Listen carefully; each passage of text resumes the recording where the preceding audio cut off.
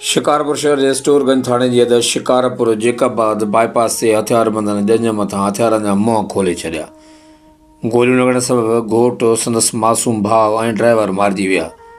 जॾहिं त मक़तूल घोट जी अमड़ सख़्तु ज़ख़्मी थी पई। मक़तूल जे वारसनि ग़ुलाम रसूल मर ऐं ॿियनि ॿुधायो त रुस्तम जे ॻोठु आमिल खां जेकाबाद शादी ते वञी रहिया हुआसीं त शिकारपुर बाईपास ते ॿिनि मोटरसाइकिलनि ऐं कार में सवार हथियारबंदनि जंज मथां फायरिंग कई, जंहिं नतीजे में ॿ सॻा भाइर घोटु अल्ताफ़ हुसैन मर, संदसि भाउ मोहम्मद हसन मर ऐं रुस्तम शहर वासी कार ड्राइवर रमज़ान मर गोलियुनि जो खाज बणिजी विया।